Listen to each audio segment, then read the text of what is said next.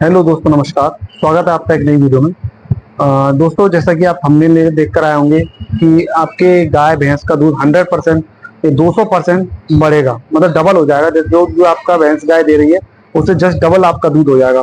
ये थंबनेल देख कर आप आइए, तो मैं आपको 100% यकीन दिलाता हूँ कि आप अगर इन स्टेप को पूरा देखोगे और इनको पूरा वो करोगे, काम करोगे, तो आपका दूध 100% नहीं 200% डबल हो जाएगा आपका दूध। क्योंकि समय आप किसान हैं या एक दो भैंस रखते हैं, गाय रखते हैं, या कोई डेयरी फार्मर डेयरी फार्म को चला रहे हैं, या फिर डेयरी फार्म व्यवसाय में आना चाहते हैं, या नया व्यवसाय डेयरी फार्म खोलना चाहते हैं, तो ये वीडियो आपके लिए होने वाली है। इस वीडियो को आप लास्ट तक देखना, बिल्कुल भी स्किप मत करना, क्योंकि ये बहुत मजेदार वीडियो होने वाली है और इसमें आपको वो सारी चीजें पता पड़ेंगी कि हमें पशु किस तरीके से पालना चाहिए और किस तरीके से हम उत्पादन को बढ़ा सकते हैं। तो दोस्तों, वीडियो पर आते हैं सीधे, और हम आपको बताते हैं कि हम वो दो चीजें भी बताएंगे जिससे दूध का प्रोडक्शन बढ़ेगा, क्योंकि कुछ ऐसे सप्लीमेंट्स भी देने पड़ते हैं जिनसे दूध के प्रोडक्शन को बढ़ाने के लिए। और मैं बाकायदा उन स्टेप्स के बारे में बताता हूँ आपको। अगर आप अपने पशुओं में फॉलो करेंगे तो ऑटोमेटिकली आपका दूध डबल हो जाएगा। तो दोस्तों, आते हैं वीडियो पे। दोस्तों, सबसे पहले पशु का बाड़ा, जो उसकी हाउसिंग है जहाँ पे हम पशु को रख रहे हैं, वो बिल्कुल प्रॉपर अच्छे से होना चाहिए कि उसमें हवा का वेंटिलेशन अच्छे से होना चाहिए। और कुछ ऐसा नहीं होना चाहिए कि बरसातों में चुचाए, गर्मियों में ज़्यादा गर्मी रहे। ऐसे क्रॉस वेंटिलेशन भी होना चाहिए जिससे हवा आर पार होती रहे। और ज़्यादा गर्मियाँ पड़े तो हमें फॉगर सिस्टम का, पंखों का उपयोग करना चाहिए। बरसात के टाइम पे ऐसा ना हो कि हमारा चुचारा हो कि ये स्थिति हो जाए कि नीचे खच्चा हो जाए। पशु के लिए साफ सफाई की पूरी व्यवस्था होनी चाहिए बाड़े की, पहला ऑप्शन। दूसरा, पशु के लिए शुद्ध पानी, मतलब पशु जो भी हम डेयरी फार्म में पशु पाल रहे हैं उसके लिए हमें 24 आवर्स पशु के लिए पानी उपलब्ध रहना चाहिए। हम लोग जो ट्रेडिशनल तौर पर पशुओं को पाल रहे हैं तो उनमें क्या है कि हम लोग सुबह और शाम या कभी कभी दोपहर में 3 बार हम पानी दिखाते हैं, मतलब दिखाने का मतलब पिलाते हैं। बट उसमें पशु क्या है कि पर्याप्त मात्रा में पानी नहीं पी पाता है। जैसे हमें एक बार को कोई कह दे कि भाई तुम्हें 1 गिलास पानी इस समय पी लो, तो हम कितना पानी ज्यादा से ज्यादा पी सकते हैं एक टाइम में? ज्यादा नहीं पी पाएंगे। तो इसी तरीके से हम पशु को केवल 3 टाइम या 2 टाइम पानी सुबह शाम दिखाएंगे तो वो कितना पानी पी सकता है? नहीं पी सकता, क्योंकि पर्याप्त मात्रा में पानी नहीं पी सकता है। क्योंकि 1 लीटर अगर दूध को कन्वर्ट होना है मिल्क में तो भी 5 लीटर पानी की जरूरत पड़ती है। तो एक पशु को, एक स्वस्थ पशु को, गाय और भैंस को कम से कम 100 से 150 लीटर पानी की आवश्यकता होती है। क्योंकि उसके कुछ तो फ्लश आउट होता है पानी में, कुछ दूध में, कुछ चारा को पचाने में।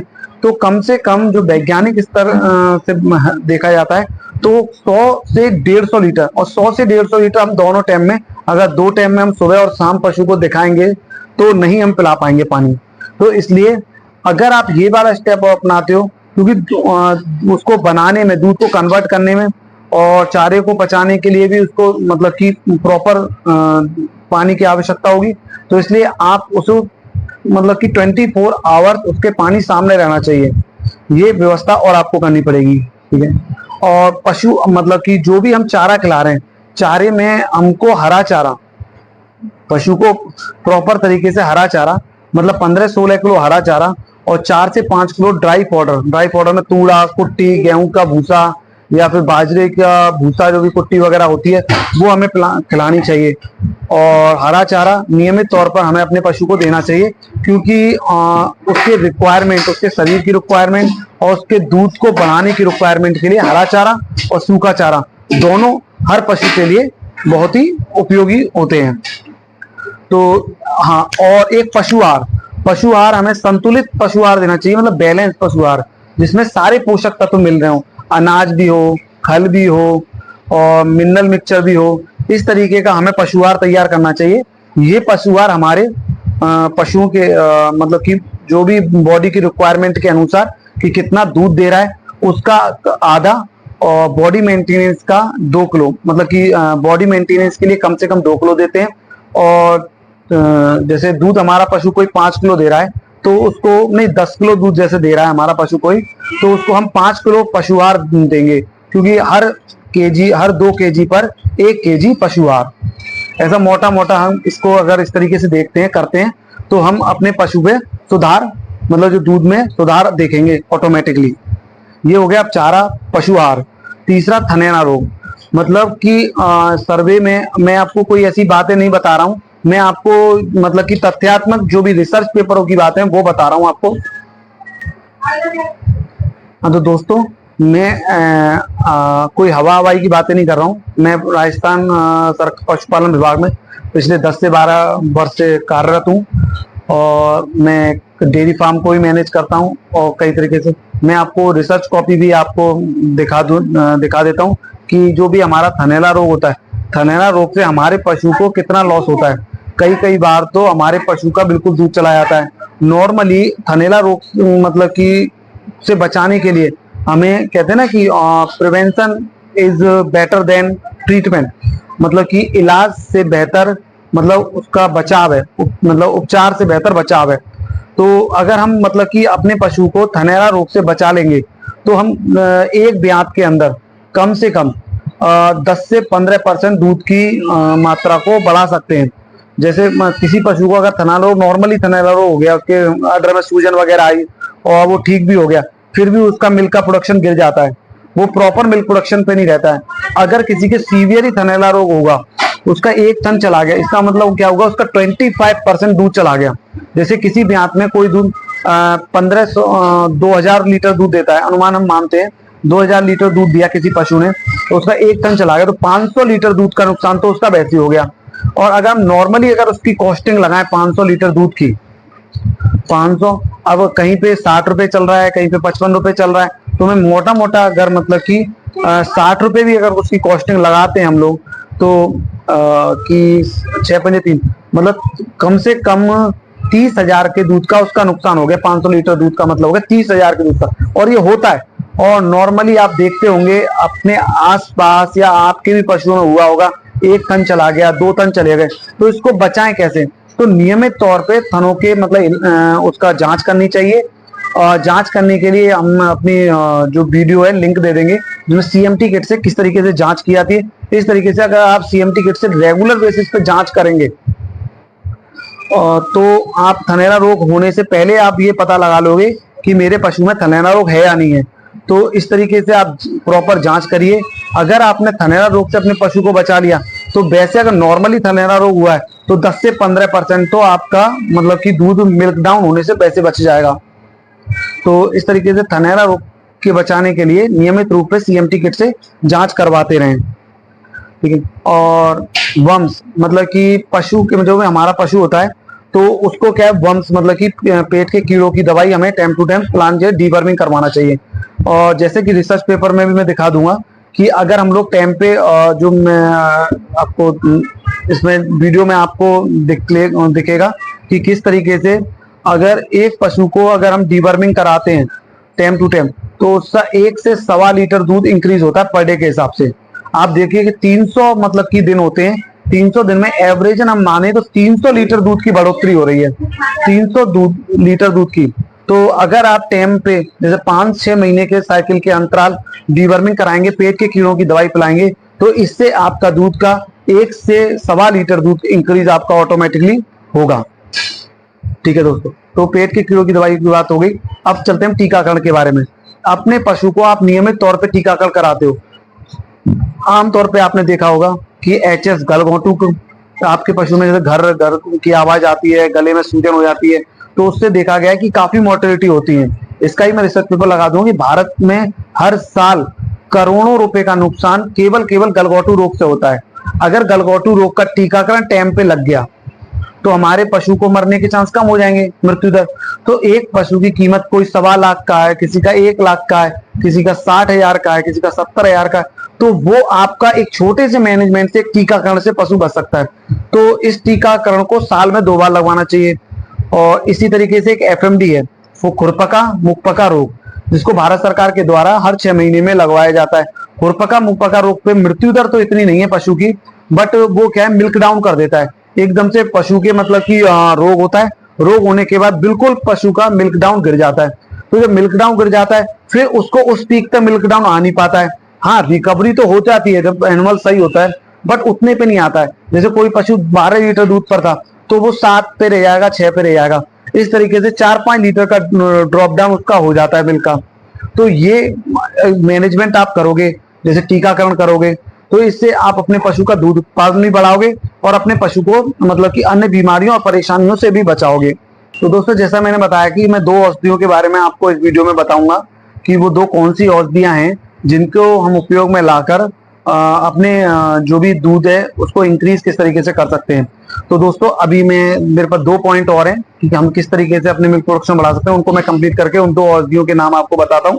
तो जैसे कभी कभी होता क्या है कि पशु के खुर बढ़ जाते हैं, तो उन खुर बढ़ने से क्या है कि उसको मतलब कि थोड़ा पशु पेन महसूस करता है, पेन महसूस के करने के बाद थोड़ा डिप्रेस सा रहता है पशु। उसके कारण भी देखा गया है कि मिल्क फॉल डाउन होता है। तो मिल्क को अगर मतलब हमें नियमित तौर पर रेगुलर लेना है तो हमें खुर के विशेष ध्यान देना पड़ेगा कि हमें अपने पशुओं की खुर की सफाई नियमित तौर पर करते रहें। अगर खुर बढ़ रहा है, अगर थोड़ा सा बढ़ा हुआ है, कहीं पे कोई प्रॉब्लम है, अगर पैर दबा के चल रहा है तो उसको हमें चेक करना चाहिए कहीं कोई प्रॉब्लम तो नहीं है खुर के अंदर। अगर खुर बढ़ रहा है तो उसको हमें नियमित तौर पे काट के मतलब कि सफाई कर देनी चाहिए बिल्कुल खुर की। और एक लास्ट पॉइंट इसमें जो महत्वपूर्ण बिंदुओं में बताना चाहता हूँ कि और एक आपको अच्छी नस्ल की भैंस और गाय का चुनाव करना चाहिए। अच्छी नस्ल और भैंस की गाय के ये सारे फैक्टर हम अपनाएंगे, उसके बाद एक अच्छी नस्ल की गाय और भैंस ले आए तो उससे उत्पादक क्षमता और बढ़ेगी। मतलब कि देखा गया है कि अच्छी नस्ल का पशु मतलब कि दूध भी ज्यादा देता है और दूध को मेंटेन भी लंबे समय तक करता है। हमारे भारत देश में कुछ देसी गाय हैं जिनके ऊपर काम नहीं हुआ है, वो काफी डिप्रेस हो गई, तो उनका 3 से 4 लीटर एवरेजन दूध आता है। जैसे पूरे ब्यात के अंदर हम मान के चले तो 1100-1200 लीटर दूध आ पाता है। और जो हमारे यहाँ क्रॉस ब्रीड और एक्सोटिक गाँव है उनमें हम मैनेजमेंट नहीं कर पाते तो उनका एवरेज 8 से 8.5 लीटर मिल्क आ पाता है, जो आपको हमें डिस्प्ले पे शो हो जाएगा, शो हो रहा होगा कि जैसे मतलब किस तरीके से हमारा इस समय एवरेज चल रहा है मिल्क का। 8.5 लीटर तो एक्सोटिक ब्रीड में चल रहा है और जो नॉर्मल देसी गाँव में चल रहा है 3.5 के आसपास का, 3.44 के आसपास का, भैंसों में 6 लीटर के आसपास का चल रहा है। तो इस मिल्क प्रोडक्शन को हम किस तरीके से इंक्रीज कर सकते हैं अगर इन सब स्टेप्स को हम लोग अपनाएं और अपने नजदीकी पशु चिकित्सक से या किसी कंसल्टेंट के द्वारा हम लोग पूरी प्रॉपर जानकारी लेंगे, अच्छी नस्ल के जानवर रखेंगे तो हम लोग बढ़ा सकते हैं। और 2 चीजों के बारे में मैंने बताया था कि 2 चीजों को अगर आप रेगुलर बेसिस पे अपने पशुओं को खिलाना शुरू कर दोगे तो आपका दूध ये स्टेप फॉलो करने के बाद और जो उन 2 चीजों को खिलाने पर हम बात कर रहे हैं यहाँ पे सतावर की। आप इसको रिसर्च पेपर भी देख सकते हो, डिस्प्ले पर शो हो रहा होगा कि सतावर खिलाने से एक तो दूध तो इंक्रीज होता ही होता है, मिल्क इंक्रीज होता है। जैसे कि रिसर्च पेपर में आप देख पा रहे होंगे कि 29 रुपए कुछ पैसे करके पर डे का दूध इंक्रीज होता है अगर सतावर को आप रेगुलर खिलाइए तो ये अगर हम दूध को भी ना माने, दूध को बढ़ाती है सतावर वैसे 100% दूध को बढ़ाती है। मेमरी ग्लैंड जो ऑरी होती है, ऑरी के डेवलपमेंट मतलब उसके विकास के लिए सबसे ज्यादा महत्वपूर्ण है। अगर ऑरी का विकास होगा तो ऑटोमेटिकली दूध की बढ़ोतरी होगी और ये शरीर के अंदर इम्यून सिस्टम भी डेवलप करती है, मतलब रोग प्रतिरोधक क्षमता पैदा करती है जिससे बाहरी रोग हमारे पशु को ना लगे। और दूसरा जो एक औषधि मतलब कि बहुत सारे काम करती है, सतावर को आप 50 ग्राम डेली दीजिए। अगर आप 50 ग्राम डेली सतावर देंगे तो एक तो उसके मतलब कि ऑरी का विकास होगा, जो ऑरी का डेवलपमेंट होगा और ऑरी की कोशिकाओं में डेवलपमेंट होगा और ऑरी में रोग प्रतिरोधक क्षमता पैदा होगी ऑरी और पूरे शरीर में। एक तो पहली औषधि ये है। और दूसरी चीज आंवला चूर्ण। आंवला नॉर्मली मिल जाता है, अगर आप पंसारी की दुकान से आंवला को खरीद सकते हो, आंवला का चूर्ण बना सकते हो। आंवला का चूर्ण अगर आप 50 ग्राम पर डे अपने उसमें आहार में करते हो तो आंवले के अंदर विटामिन सी होता है। विटामिन सी से क्या है कि रोग प्रतिरोधक क्षमता पैदा होगी, उसके मिल्क में मतलब कि इंप्रूवमेंट आएगा। और दूसरा उस जो आंवला है उसके पाचन के मतलब कि इसकी पाचन शक्ति को सुधारेगा। जैसा मतलब कि हम लोग जो भी चारा चराएंगे, पशु चारा चराएंगे, उसको पचाने में आंवला बहुत सहयोगी रहेगा। अगर हम इन दोनों चीजों का कॉम्बिनेशन करें शतावरी और आंवले का तो ये उसके मतलब कि इम्यून सिस्टम को भी सुधारेंगे, पाचन को भी सुधारेंगे, मेमोरी ग्लैंड को भी सुधारेंगे और कई रोगों से पशु को बचाएंगे। अगर ये 2 चीज हम 50-50 ग्राम मात्रा में अपने पशु को रेगुलर देते रहें तो हमारे पशु का दूध दोगुना भी होगा और मतलब उससे रोगों की मतलब कि जो दवाइयों पे खर्चा हो रहा है वो नहीं होगा और हमारा मिल्क प्रोडक्शन बढ़ेगा। आप देखोगे कि आपका पशु हट्टा कट्टा भी दिखेगा और दूध भी बढ़ेगा, आमदनी भी ज्यादा होगी। और इससे एक फायदा और है सतावर और आंवला चूर्ण खिलाने से, क्योंकि जब हम पशु को सतावर आंवला चूर्ण कराएंगे तो उसके जो दूध जो प्रोडक्शन होगा, दूध का प्रोडक्शन होगा, उसमें सतावर और आंवला के तत्व पाए जाएंगे, जिससे क्या है कि मानव शरीर को भी इन चीजों की आवश्यकता होती है। तो हम एक पंथ दो काज के काम करेंगे कि एक तो हम अपने पशु को भी स्वस्थ रखेंगे और उससे जो प्रोडक्शन हो रहा है उससे मानव जो भी मतलब कि ह्यूमन जो उसको कंज्यूम करेगा उसको आंवला और शतावर की मात्रा रेगुलर बेसिस पे मिलती रहेगी। तो इस तरीके से अगर आप इन सब स्टेप्स को अपनाते हो तो मैं आपको गारंटी देता हूं कि आपका दूध 100% डबल होगा और आपके पशु में रोग भी नहीं लगेगा, आपके जो भी दवाइयों का खर्चा है वो कम होगा और आप एक बेहतर मतलब कि डेयरी व्यवसाय में आगे बढ़ पाओ। किसान हो तो अपने पशुओं से बेहतर आय प्राप्त कर सकते हो। दोस्तों आपको इसमें कभी मतलब किसी भी तरीके का कोई क्वेश्चन है, सवाल है, वो आप हमें कमेंट कर सकते हो, कमेंट करके हमसे पूछ सकते हो। और हमारे चैनल को लाइक करिए, सब्सक्राइब करिए और इसी तरीके की बेहतर जानकारी के लिए हम अन्य वीडियो बनाते रहेंगे। थैंक यू दोस्तों, नमस्कार।